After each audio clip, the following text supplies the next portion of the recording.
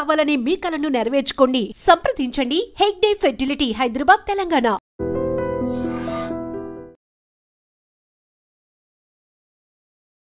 విశాఖ మధురవాడ్ లో సంచలనం రేకెత్తించిన ప్రేమోన్మాది దాడి ఘటనలో నిందితుడైనటువంటి నవీన్ ను ఇప్పటికే శ్రీకాకుళం జిల్లా బూర్జా పోలీస్ స్టేషన్ సమీపంలో పోలీసులు 6 బృందాలుగా గాలించి అక్కడ అదుపులోనికి తీసుకోవడం జరిగింది.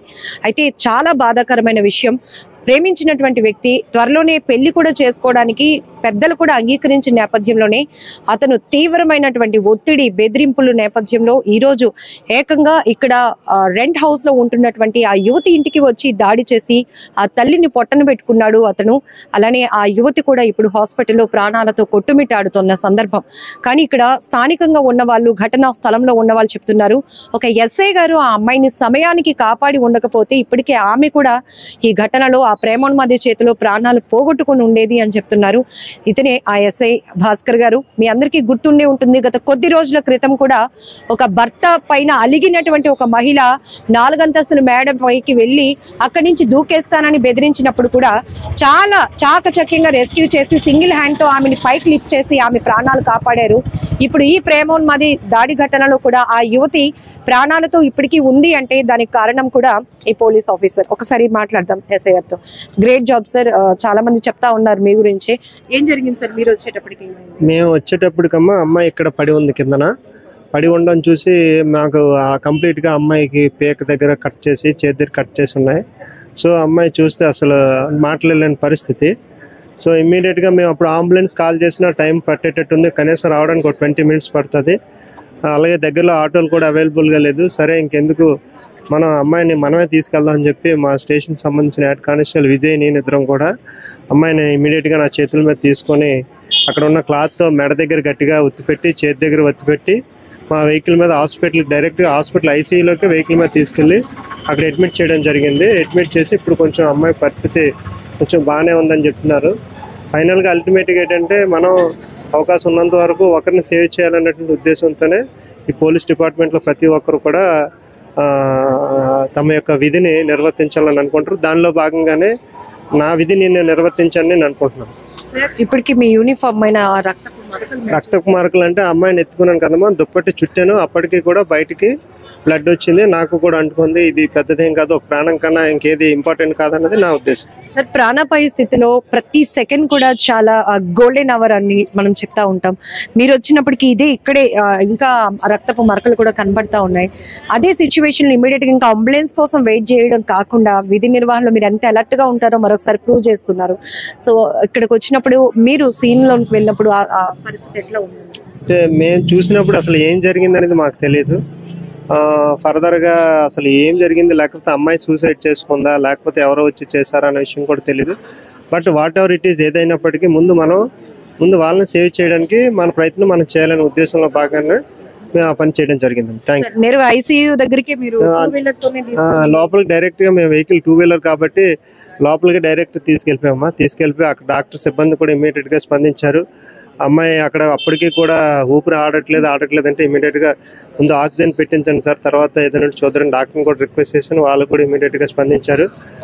ఏదేమైనట్టుగా అమ్మాయి సేఫ్గా ఉంటే చాలా, అదర్వైజ్ ఇంకేం అవసరం. Really great job sir. ఎందుకంటే ఇది మీ జాబ్ అయినప్పటికీ కూడా ఇన్ టైంలో మీరు రెస్పాండ్ అయిన తీరు ఇక్కడ చూడొచ్చు. ఎస్ఐ చెప్తున్నట్టు భాస్కర్ గారు, ఆ క్షణంలో ఇంకా మాకు పూర్తిగా ఇక్కడ ఏం జరిగిందో కూడా తెలీదు. మాకు ఇన్ఫర్మేషన్ వచ్చింది ఇలా దాడి జరుగుతోంది, ఒక అమ్మాయి రక్తపు మడుగులో బయటికి రోడ్డు పైకి ఇంటి నుంచి బయటకు వచ్చి అక్కడ అమ్మాయి కుప్పకూలిపోయిందని ఇన్ఫర్మేషన్ రాగానే మేము ఇమీడియట్ గా ఇక్కడికి వచ్చాం కానిస్టేబుల్ తో సహా. ఆ టైంలో అంబులెన్స్ కూడా అందుబాటులో లేనప్పుడు కానిస్టేబుల్ తో పాటు నేను అమ్మాయిని నా 2 చేతులతో ఎత్తుకొని 2 వీలర్ పైన నేరుగా హాస్పిటల్, ఏదైతే లోకల్ గా ఉన్నటువంటి ఒక హాస్పిటల్ ఐసీయూకి నేరుగా 2 వీలర్ తో పాటు వెళ్ళడం వల్ల ఆ అమ్మాయి ఇప్పుడు సేఫ్, కాస్త ఆ అమ్మాయి ఆరోగ్యం కుదుటపడి ట్రీట్మెంట్ కి సహకరిస్తున్న సిచ్యువేషన్ వచ్చిందంటే గనక అది పోలీస్ ఆఫీసర్ చేసినటువంటి గొప్ప పని అని చెప్పొచ్చు ఖచ్చితంగా. ఏదేమైనా ప్రేమోన్మాది దాడి ఘటనలో 42 ఏళ్ల మహిళ, అంటే ఈ యువతి, ప్రేమించినటువంటి యువతి తల్లి అక్కడికక్కడే ప్రాణాలు కోల్పోయింది.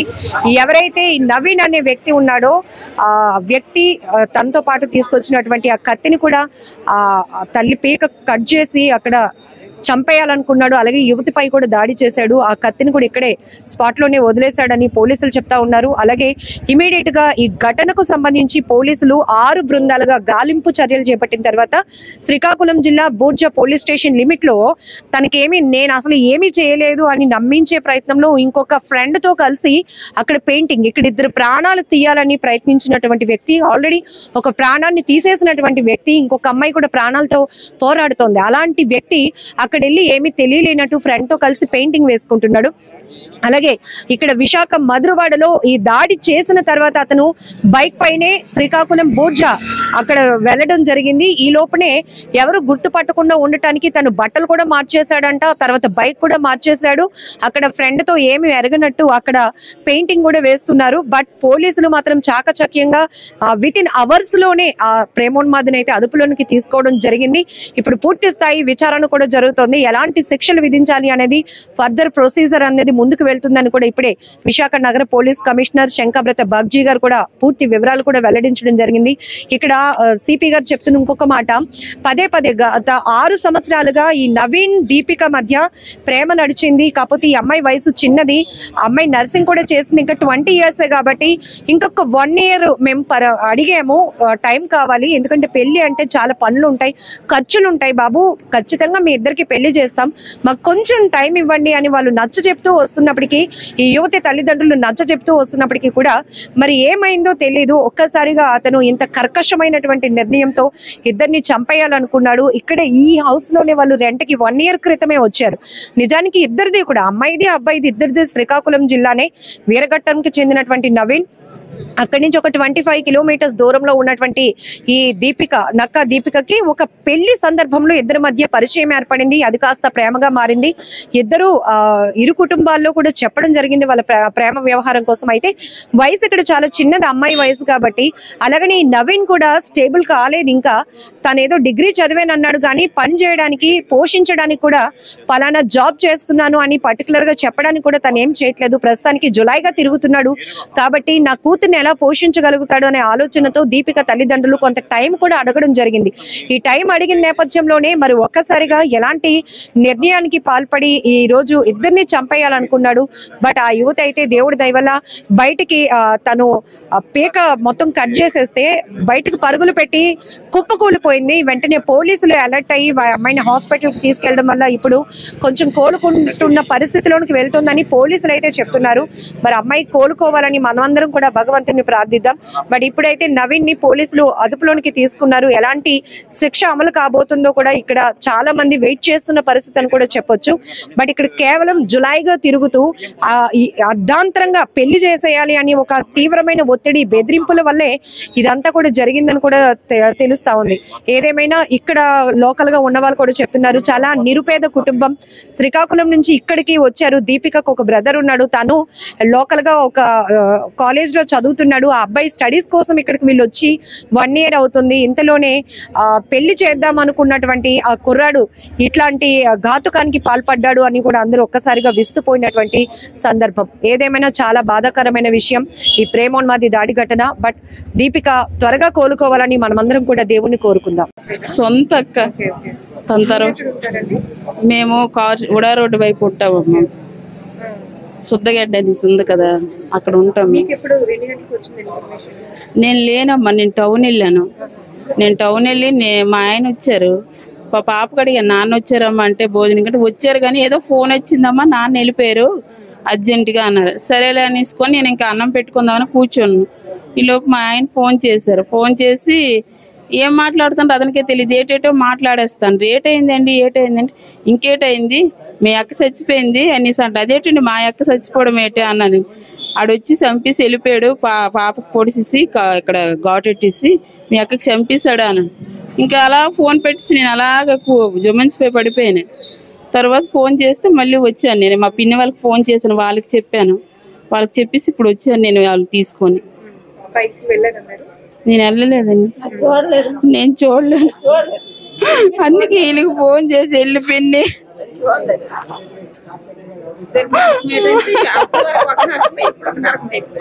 దానికి సుఖం లేదు ఇప్పుడు. ఎప్పుడు అనారోగ్య సమస్య, షుగర్, బీపీ, పాపం ఎంత బాధపడేది.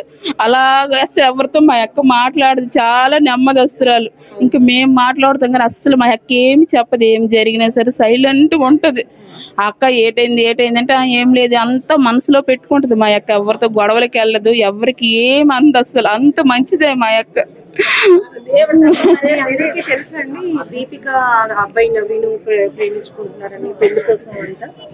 మాకంటే కొద్ది మామూలుగా తెలుసు అంతే, మాకు అంత పెద్దగా ఏమీ లేవు. మా అక్క ఎప్పుడు ఏమి చెప్పదమ్మా, ఎప్పుడు సైలెంట్ గా ఉంటది అంతే. తను ఏమి చెప్పలేదు ఎప్పుడు మాకు. అలా ఇంట్లో ఉండము, పాప డ్యూటీకి వెళ్తుంది, బావ డ్యూటీకి వెళ్తుంది అంతే, అంతే చెప్తారు కానీ ఏమి చెప్పదు. సైలెంట్ గా ఉండడం అంతే. అంతవరకే మాకు తెలుసు, ఏమి తెలియదు. అంతకు ముందు మాత్రం ఒకసారి ఫోన్ చేసి చెప్పారు అనమాట. వాళ్ళు సంబంధంకి వచ్చారు, వస్తే మేము ఇప్పుడు చేసుకోము, బాబుకి ఉద్యోగం ఏటి లేదు, ఎందుకు ఇప్పుడు పని లేనప్పుడు ఎలా చేసుకుంటాం అనేసి అన్నారు. అంతవరకే. ఇంకా అంతటితో వాళ్ళు ఏమి అనలేదు, మేము ఏమి అనలేదు. సైలెంట్గా ఉన్న సంబంధం విషయం కదా, ఆడపిల్ల కదా, వాళ్ళకి నచ్చితే చేసుకుంటారని మేము కూడా ఎప్పుడు ఏమీ అనలేదు వాళ్ళకి. వాడు ఎంత పని చేస్తాడని మాకు తెలియదమ్మ. మా చెల్లి ఉంది ఆ ఊర్లోన, మా చెల్లి ఇప్పుడు అబ్బాయి వాళ్ళ ఊరు మా చెల్లి ఆ ఊర్లో ఉంది. కానీ వాడు వెళ్ళంటాడు, మాకైతే తెలియదు. మేము వైజాగ్ ఎప్పటి నుంచి ఉంటున్నాం కదా, మాకు ఆ విషయాలు ఏమి తెలియదు మాకు. వీళ్ళు మాకు ఎప్పుడు అక్క వాళ్ళు వచ్చి ఒక 6 సంవత్సరాలు అవుతుంది, 6-7 అవుతుంది. అలా ఫస్ట్ టౌన్ లో ఉండేవారు, అక్కడ నుంచి ఇక్కడ పిఎం పాలెంలో ఉండేవారు. ఒక అపార్ట్మెంట్ లోన వాచ్మెన్ గా పనిచేసేవారు. చేస్తే వాళ్ళ మాయ గారు సడన్ గా పడిపోయారు అక్కడ ఏదో గుద్దుకొని. అతనికి కాల్ ఇచ్చి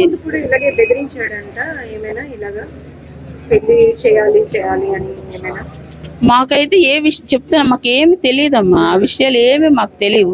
మేము ఫోన్ చేస్తే బాగున్నారంటే బాగున్నాం అంతవరకే చెప్పడమే తప్ప ఏ విషయం వాళ్ళు ఎప్పుడు మాకు ఏమి చెప్పలేదు. మా ఆడు ఎలాంటాడు అలాంటాడు అని మాకు చెప్పుంటే మాకు పని ఏదైనా మేము అనుకుంటాం కానీ మాకు ఏం కూడా అదే చెప్తున్నారు. ఇంతకు ముందు కంప్లైంట్ ఇద్దాము అని మీ అక్కగారు వాళ్ళు అనుకున్నా కూడా ఆ పాప ఎందుకులే రచ్చ అయిపోతుంది, పెళ్లి చేసుకోవాలనుకుంటున్నానని ఆపిందంట. ఒకవేళ అలా జరుగుంటే ఇంత జరిగి ఉండకపోయి. అది నిజమే. వాడికి ఆడికి 4 తగిలుంటే ఆడు భయపడినేమో, ఇలాగ అవుతుంది వీళ్ళు ఇలాగ వెళ్ళి కేసు పెడతాను అనేసి భయపడినేమో. కానీ వీళ్ళేమి మరి ఆడపిల్ల అనేసి అన్ని విధాలుగా ఆడపిల్ల అనేసి భయపడుతుంటారు తల్లిదండ్రులు కదా. అలా భయపడడం ఈ రోజు దాని ప్రాణాల మీదకి వచ్చింది అంతే. పాప పరిస్థితి ఎలా ఉంది? బాబున్నారమ్మా, వెళ్ళారు.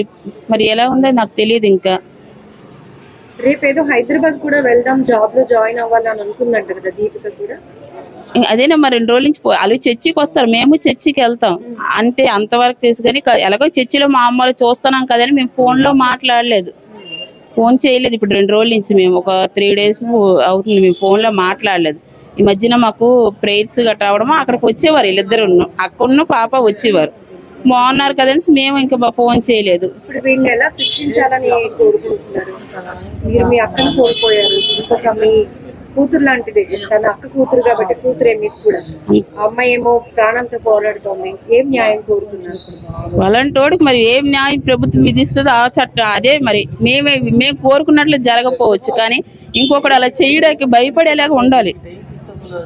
ఇంకొకటి అలాగ ఆలోచించకూడదు అంతే, ఇంకొక ప్రాణం పోకూడదు అంతే. ఆడికి చాలా ఆ శిక్ష అందరు వింటే అలా భయపడాలి ప్రతి ఒక్కరు కూడా. కుటుంబస్తులు కూడా అలాంటి ఇలాగ చేస్తానంటే వాడికి భయం లేని తనం వల్లే కదా, వాళ్ళ కుటుంబం వల్ల భయం లేక ఒక కుటుంబం నుంచి వచ్చామంటే ఎలాగ ఉంటాం? పేరెంట్స్ బట్టే కదా మనం ఉంటాం. ఆడ అలాగ ఉన్నాడంటే కారణం కూడా పేరెంట్స్ కూడా కారకులు అయ్యి ఉండొచ్చు, పెంపకం కూడా